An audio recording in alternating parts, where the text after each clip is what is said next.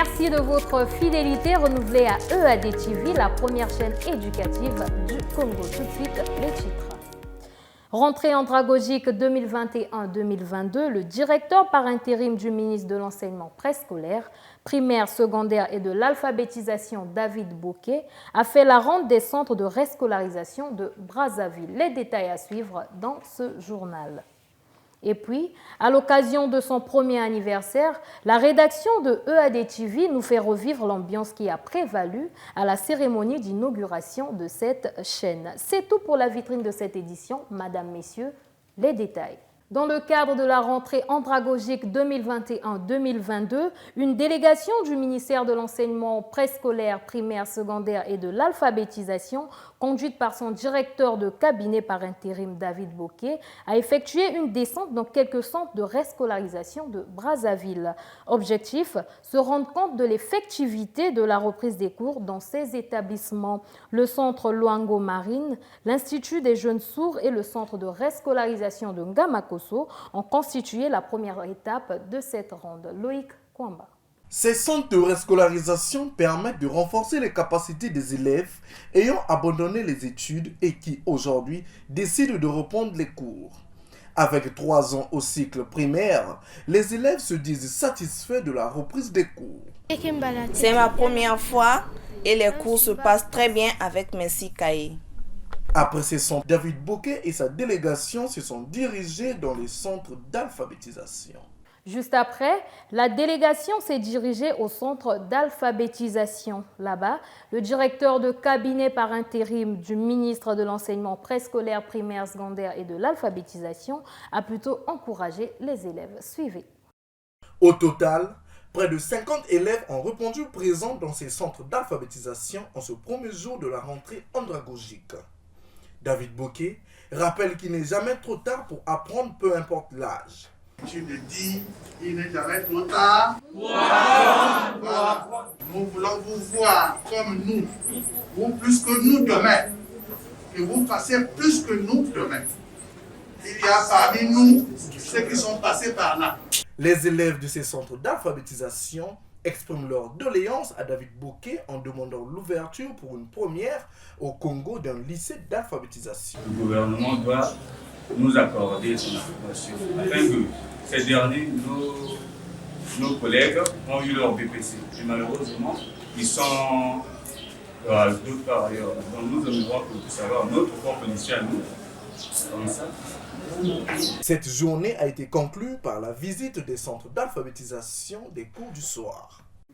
Autre chose à présent, le réseau panafricain des jeunes pour la culture de la paix en partenariat avec l'UNESCO a organisé ce 18 octobre une campagne de sensibilisation des jeunes.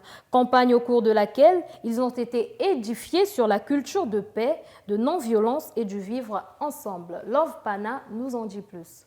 Environ 584 élèves du lycée de la Révolution en préparent à la cérémonie d'ouverture de la campagne de sensibilisation des jeunes sur la culture de paix, de non-violence et du vivre ensemble. Le président du réseau panafricain des jeunes pour la culture de la paix à l'ouverture des travaux. Face à la recrudescence des violences en milieu scolaire, le réseau panafricain des jeunes pour la culture de la paix, PENCOP en sigle, en partenariat avec l'UNESCO, a eu cette initiative afin de sensibiliser cette couche contre les violences faites en milieu scolaire. Afin d'être efficace, le réseau a mis en place une commission des élèves médiateurs qui pourront sensibiliser d'autres élèves. Cette campagne de sensibilisation a pour but l'échange entre l'organisation de la société civile et les jeunes en milieu scolaire,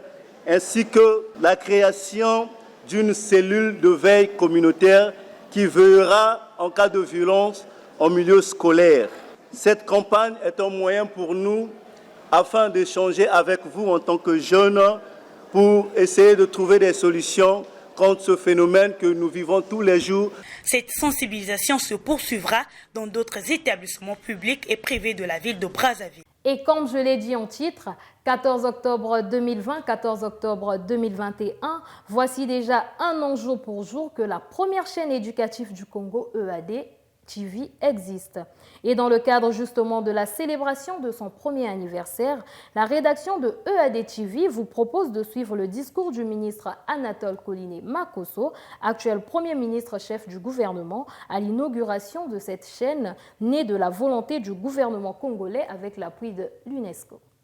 À l'occasion de la reprise des cours, dans un contexte toujours marqué par la pandémie, le gouvernement congolais a cru bon de capitaliser toutes les approches expérimentées lors du confinement en donnant un sens à l'éducation informelle et non formelle comme dispositif devant compléter l'éducation formelle au moyen d'un ensemble d'activités éducatives organisées, systématiques et menées en dehors du cadre du système formel.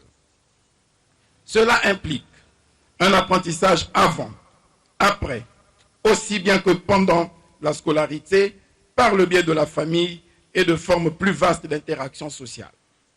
C'est le sens de la cérémonie qui va suivre tout à l'heure avec la mise en service de la chaîne éducative École à domicile média qui annonce une grande révolution de la gouvernance scolaire avec l'introduction des technologies d'information et de communication dans l'éducation.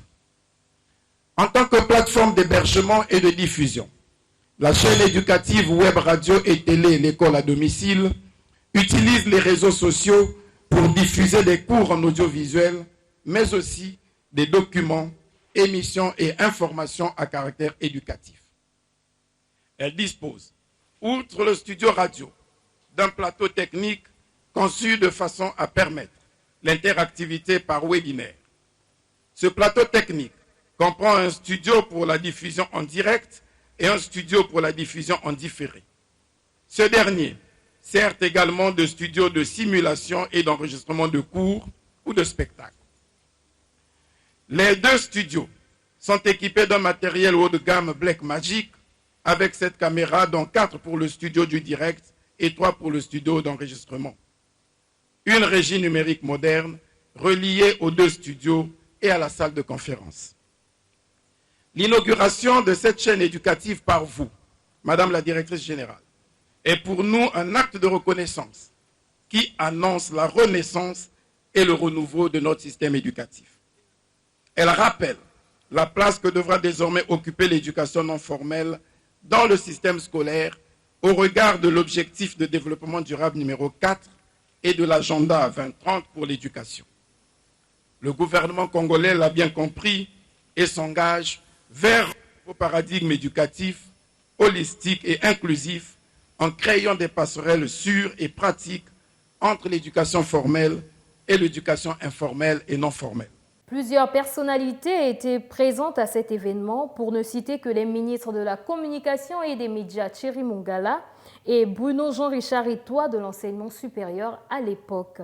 Tous ont effectivement écouté avec attention le discours de la directrice générale de l'UNESCO, Audrey Azoulay. Le lycée de la Révolution a été fer de lance de cette volonté de ne pas laisser tomber les élèves, de ne pas laisser tomber l'éducation, de continuer de soutenir tout particulièrement les classes d'examen, mais au-delà, de soutenir les enfants pour leur éducation.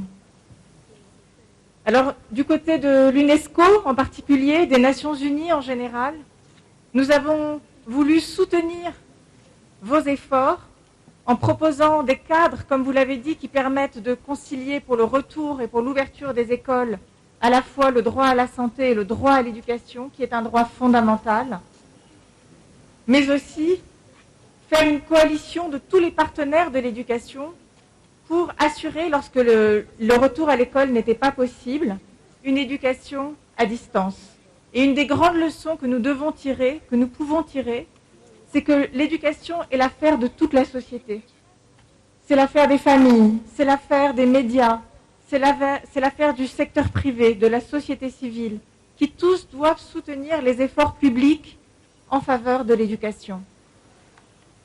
Ce que nous allons faire, ce que vous allez faire avec les programmes à distance, avec la télévision, les studios que nous allons visiter juste après, c'est justement tirer les leçons aussi pour l'avenir, pour tous ceux qui sont plus éloignés de l'école, ceux qui sont dans des zones rurales, ceux qui sont dans des établissements surchargés, qui ne peuvent pas revenir tous à l'école, et nous avons tous une pensée pour eux aujourd'hui, eh bien, il faut les soutenir aussi par de l'enseignement à distance. Il faut les soutenir par de l'enseignement par correspondance, par de l'enseignement par la radio, par la télévision.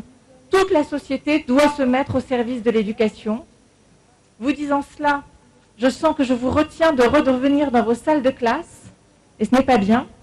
Donc je ne veux pas vous parler trop longtemps ce matin, mais je veux vous dire d'abord que nous sommes fiers de vous, que nous sommes fiers de vous voir de nouveau ici au lycée, que nous sommes fiers de vos enseignants qui font un travail exceptionnel et qui eux aussi ont dû se réinventer durant cette période, que nous sommes fiers d'être dans un pays pour lequel l'éducation compte et que l'UNESCO ainsi que le système des Nations Unies dans son ensemble sera toujours à vos côtés pour cela.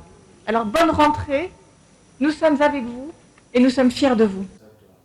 Voilà, c'est par cet extrait de la directrice générale de l'UNESCO que nous mettons un terme à cette édition. Merci à vous d'avoir été des nôtres. À bientôt.